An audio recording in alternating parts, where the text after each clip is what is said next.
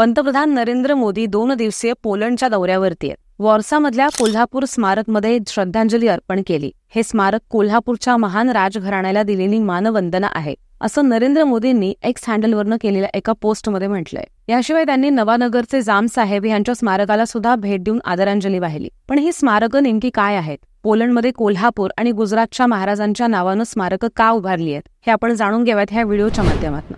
नमस्कार, मी ऋतुजा. तुम्ही पाहताय सत्य पे सत्ता, थोडक्यात पण महत्वाचं. ही गोष्ट सुरू होते ती दुसऱ्या महायुद्धाच्या काळामध्ये. 1941च्या दरम्यान हिटलरनं तत्कालीन USSR म्हणजेच रशियावरती हल्ला केला होता. आणि या हल्ल्याच्या पूर्वी USSRनं पोलंडमधल्या नागरिकांना शरणार्थी म्हणून जागा दिलेली होती. पण हिटलरच्या हल्ल्यानंतर USSRनं पोलिश नागरिकांना बळजबरीनं आपल्या सैन्यामध्ये सहभागी करून घ्यायला सुरुवात केली. आणि अशा वेळी काही पोलिश नागरिक हे USSRमध्ये परत गेले. पण उरलेल्या अनेकांनी शरणार्थी म्हणून वेगवेगळ्या देशामध्ये जायचा निर्णय घेतला होता. यावेळी निर्वासित असणाऱ्या पोलिश सरकारच्या पंतप्रधानांनी ब्रिटिश पंतप्रधान विन्स्टन चर्चिल यांना पत्र लिहिलं होतं. पोलिश पंतप्रधानांनी अशीच पत्र जगभरामधल्या विविध देशामध्ये असणाऱ्या आपल्या दूतावासांकडे सुद्धा पाठवली होती. आणि त्यातलंच एक पत्र मुंबईच्या पोलिश दूतावासामध्ये आलं.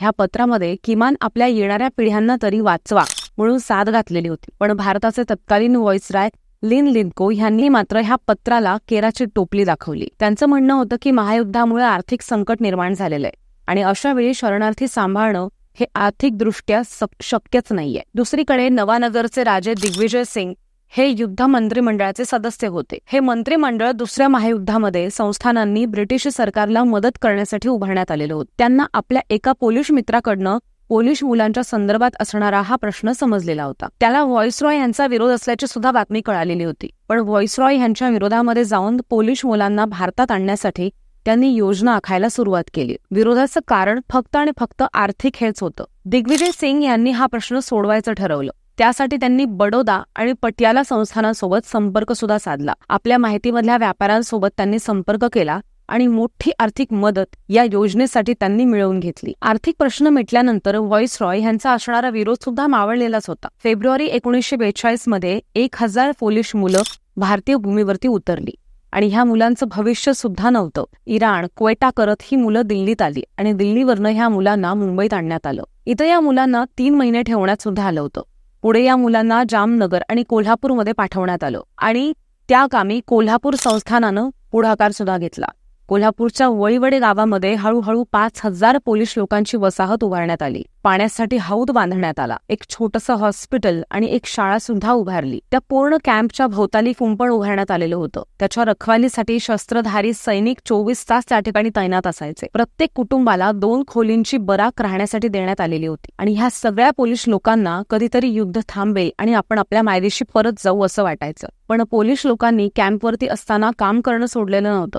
कोणी नर्सचं काम करायचं तर कोणी कपडे शिवून द्यायचं. हळूहळू कॅम्पमधल्या लोकांची आणि कोल्हापूरच्या स्थानिक लोकांचे व्यवहार सुद्धा व्हायला लागले. दूधवाले, किराणावाले यांचा पोलिश लोकांसोबत संपर्क वाढला आणि ते महाराष्ट्राच्या संस्कृतीमध्ये मिसळून गेले. 1947ला भारत स्वतंत्र झाल्यानंतर आणि दुसरं महायुद्ध संपल्यानंतर हे पोलंडवासी आपल्या देशी परत गेले आणि त्याच कॅम्पमध्ये भारत सरकारनं पाकिस्तानातनं फाळणीच्या नंतर भारतात आलेल्या सिंधी लोकांची सुद्धा राहण्याची सोय केलेली होती. पंतप्रधान मोदींनीच त्यांनी ट्विटरच्या पोस्टमध्ये ह्याविषयी सांगितलंय. दुसऱ्या महायुद्धाच्या वेळी विस्थापित झालेल्या पोलिश महिला आणि मुलांना आश्रय देण्यात हे राजघराणे आघाडीवर होते. छत्रपती शिवाजी महाराजांच्या आदर्शांनी प्रेरित होऊन कोल्हापूरच्या महान राजघराण्यानं मानवतेला सर्वतोपरी प्राधान्य दिलं आणि पोलिश महिला आणि मुलांना सन्मानानं जगता येईल याकडे लक्ष दिलं. करुणेची ही भावना अनेक पिढ्यांना प्रेरणा देत राहील, असं मोदींनी ह्या पोस्टमध्ये म्हटलंय. महाराष्ट्राचे उपमुख्यमंत्री देवेंद्र फडणवीस यांनी सुद्धा याविषयी ट्विटरवरती पोस्ट केली आहे. पंतप्रधान नरेंद्र मोदी यांनी वॉर्सा, पोलंड इथल्या राजर्षी छत्रपती शाहू महाराजांच्या करवीर संस्थानाचा मानवतावादी दृष्टिकोन